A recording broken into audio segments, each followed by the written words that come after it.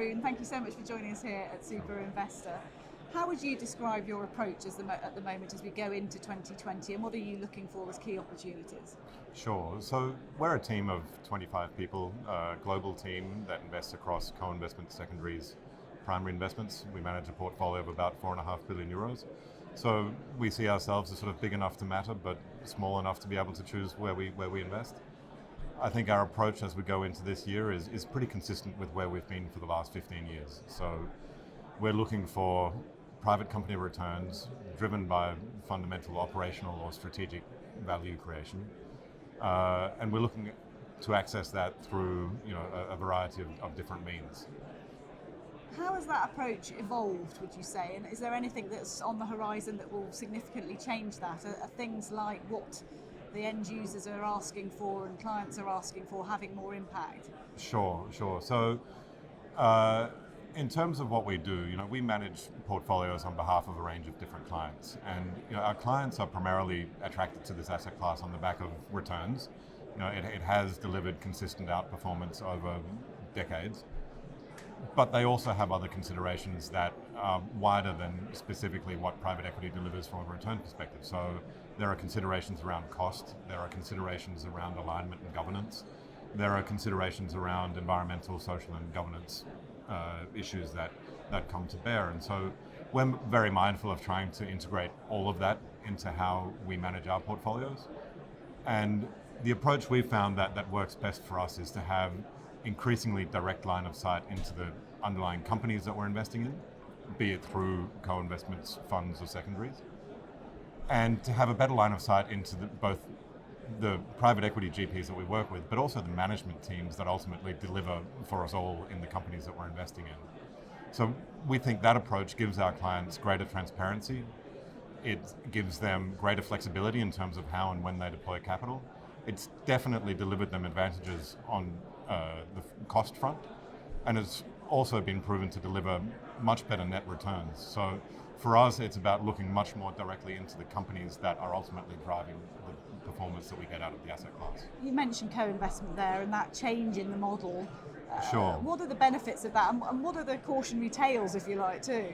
Sure. So we've been co-investing pretty much since we started our platform in 2005. So that's almost 15 years of being in that part of the market. We took a particularly active approach to that just after the financial crisis and saw great benefit from that at a time when there were fewer people around that offering. At that time, we saw the opportunities coming out of our GPs being driven simply by lack of capital. So there was a natural need for us to be in and around the companies that were generating co-investment opportunity. Fast forward to 2019, and I think that dynamic is a little bit different now, where co-investment is increasingly something that's being manufactured to meet the needs of folks like us.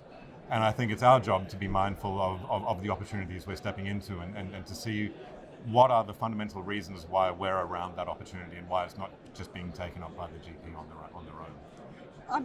I alluded to it there. There are more perhaps demands being made now around, you mentioned ESG earlier, Sure. and the impact this industry can have. How important are you seeing that on the horizon now? Oh, look, I think it's very important. I think on a number of different levels. I think if you look across this industry and where our capital ultimately comes from, it's individual retirees, it's individual savers, and across society you're just seeing a greater awareness of the need to be responsible, not just from the perspective of governance, and there are matters like diversity and inclusion that we see as being front of mind for a lot of people, but really also the challenge we all sit in front of with regard to climate change and making sure that what we do, at the very least doesn't do more harm. And I think this is where our asset class can make a real difference. At the very best, we can help be part of the solution that we need to find. Because money makes the world go round in the end, and if you guys can really get behind this and be financing some of the more impactful investments, infrastructure, whether that be renewables, you could actually change perhaps the perception people have of this industry as well. Absolutely, and I think that's part of the evolution of our role as a limited partner. And I hesitate to use that word because this is the evolution I see, is that it's about becoming more than just a limited partner. It's about taking our part of responsibility in this asset class as well, and making sure that we're not just turning up with passive money that then ultimately gets put to work in some way we have, no real influence over, and being much more mindful about directing that capital towards areas where we can make a real difference, be it through the fundamental drivers of return that we're seeking to access, be it through making sure that we manage cost in a way that works for our clients, or be it through addressing these ESG factors that everyone thinks are so important. And do you genuinely feel that's happening and it's not just lip service being paid? Because it's something the industry's been talking about for a while. Do you think there's been a shift in this actually being actioned properly now? In terms of ESG, absolutely. I think that is something that's finally being taken seriously. Now, there's a dispersion of responses. I'd say in the upper quartile, there definitely is real action being taken. A lot of the industry is still grappling with how to turn rhetoric into action. But I think there are some clear leaders in that pack that are showing the way for the rest of the industry. Looking at the environment we're in, not the physical environment perhaps, Sure. but the financial one. So we've got sort of geopolitical uncertainty, US election, UK election, Brexit, and then we've also got the point we are in the cycle. Just going forward, can you give any ideas or proposal for where you see opportunity lying and where you need to be careful going into 2020 now? Sure. So I think, fundamentally, our belief as a house is that the reason you get the returns you get out of private capital over long periods of time is because of the ability of that form of investment to help drive change in companies, help drive change in industries, and really be transformative in where it's applied.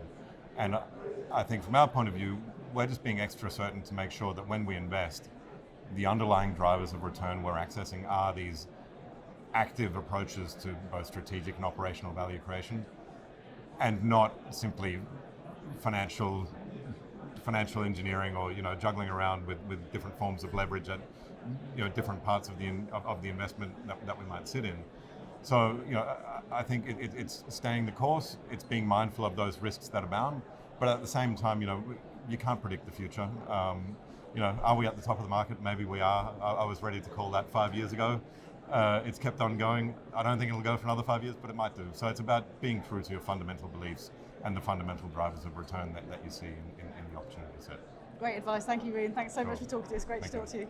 Thanks.